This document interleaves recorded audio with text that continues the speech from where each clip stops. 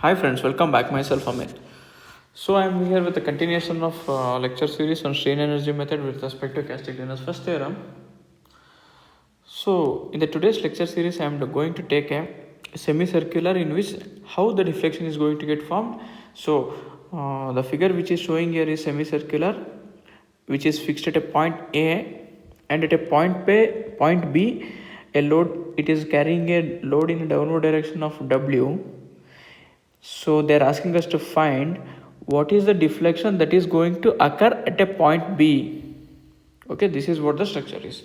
See, this type of question is very important in the examination point of view. There are two types of questions which comes into account.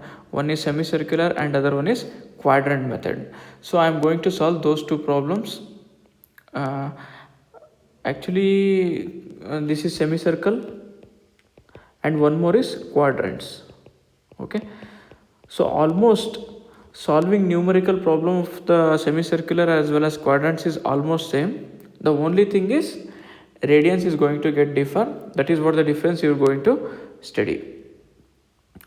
So let me start with the numerical problem. And one more thing I would like to tell you is like same problem has been asked in the previous PWD examination which was conducted on 2019, in which they have not asked, they have asked to find the strain energy method and deflection in quadrant. They have given the figure which is a quadrant and they are asked to find the deflection. So this time there may be a chance they may ask semicircle. Okay, so in order to find the deflection at a point B, what I am going to do, I am going to cut the section XX from a distance x from here to here. Let me take this distance as x. Okay, so what is this distance? This distance would be, of course, this is radius r. Okay, I'm just translating it here. Let me take this as a point O, and according to this is taken as r, and which will be x. This is the point O. So if I am considering this point as theta, then go to sine theta would be the easy for the simplification, where sine theta which will be equal to opposite by hypotenuse side is the standard formula, where opposite side is x and hypotenuse side is r. By this we can take x is equal to r sine theta. Okay, this is one conversion that you need to make during semicircle as well as quadrants. Okay, where x is equal to r sine theta. Fine. So the next conversion that you need to remember here is, so if I take this as a semicircle carrying a load W, leave it. If I take this as a semicircle, let me take this as a point O. In order to calculate, we know the formula for strain energy, where strain energy is equal to U 0 to something L mx square dx divided by 2EI, where the moment can be calculated by using this simplification. And in order to calculate the dx is the small elementary area with respect to this. If you integrate this, you will get you will get the complete strain energy. Let me take this as dx. Okay, in case of normal beams, what happens if I take this as some elementary area? Let me take it as dx, it holds dx itself. But in semicircular circle, what happens is I need to make use of arc formula. Okay, arc formula, where arc formula dx will be equal to, what is this? This is radius r. Dx is equal to r into d theta, because let me take this elementary angle as d theta. Okay, dx is equal to r into d theta. So this is with respect to this is theta. but I had considered one small elementary area with respect to this would be d theta. Fine. That fine. After doing these two simplifications is very important, simplification number 1 and simplification number 2, this holds good for both the things. One is semicircle method as well as quadrants. Now I will start. What is moment at a point x? Moment at x will be equal to w into w into x. Okay, but what is the sign we need to use here? We don't know. For that I will tell you one simple method. Whenever you need to assume whether it is a hogging moment or a sagging moment, it is just you need to stand inside the structure and you need to look into the structure. You are not supposed to stand here and you are not looking at it. This is wrong. You need to assume that you are standing inside the structure and you are looking into the structure. Because of the load which is coming W here, what happens? Just imagine the semicircle. In this semicircle, the structure is going to bend like this, which is nothing but a hogging moment.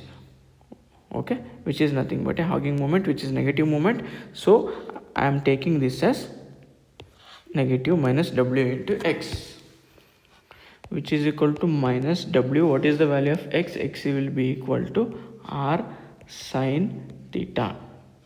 Then mx square will be equal to w square r square sine square theta is the value of mx square. Now we know the formula to find the strain energy, where strain energy will be equal to u into 0 to c. Since it is a semicircle, so from the angle is varying from 0 to 180 degree. Is it fine? 0 to 180 degree. In terms of degree, it is 0 to 180 degree. In terms of, if I am writing in terms of radians, it will be 0 radian to pi radians. Okay, this conversion you need to know. 0 to pi mx square dx divided by 2ei. What is the value of mx square? Mx square I am going to write it here, which will be equal to 0 to pi mx square is equal to w square r square sine square theta divided by 2ei. What is the value of dx? Dx is r times d theta. Fine.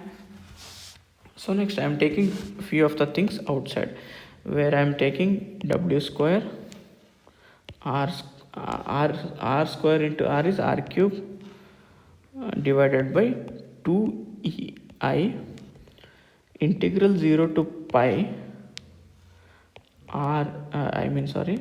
sine square theta into d theta. But we don't have any integrational formulas for sine square theta.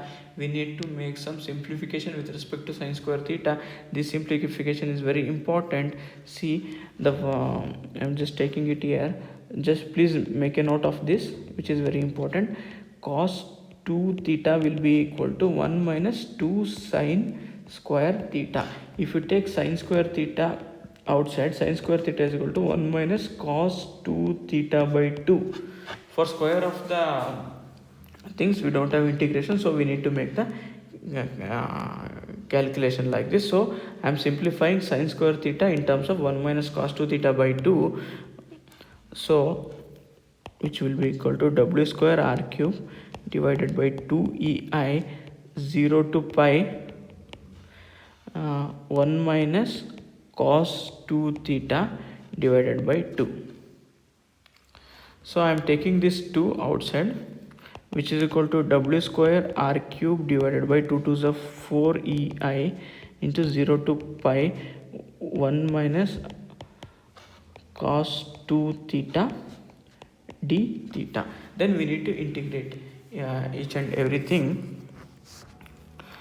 That will be equal to w square r cube divided by 4ei which will be integral of d theta minus again integral of cos 2 theta d theta. Okay, 0 to pi, 0 to pi. I am just integrating for both the things just for the simplification purpose. So after this, what happens? W square r cube divided by 4 ei, which is equal to d theta. Some d theta will be equal to theta 0 to pi radians minus cos 2 theta. Integration of cos 2 theta is sin 2 theta by 2, which will be equal to 0 to pi. Okay, so if you simplify, if you do the simplification, w square r cube divided by 4 ei, theta in terms of pi minus theta in terms of 0 is 0, again minus, so what is sin 2 theta? Sin 2 theta is nothing but sin 2 pi by 2 minus of sin 0 by 2. Okay, so this gets cancels. So sin, what is sin 360? 2 pi is 180, sin 360 is again 0. W square r cube pi divided by 4 ei will be the strain energy stored in this structure. Now they are asking us to find the deflections. Okay, deflection present in the structure. So what I am going to do, I am making use of Castigliano's first theorem. I am making use of Castigliano's first theorem to find out the deflection. So dou u with respect to dou w, delta deflection is equal to dou u with respect to dou w, where dou u with respect to dou w, what is the value of w? W is w square r cube pi divided by 4 ei. So since it is a derivative with respect to w, deflection will be equal to 2w r cube pi divided by 4 ei. 2 1s are 2 2s are 4. So delta deflection at a point B will be equal to w r cube pi divided by 2 times of ei. Very important in the examination point of view. Fine, this is how we have solved the strain energy stored in this structure as well as deflection at a point B. That's all guys. In the next lecture series I am going to take up quadrants.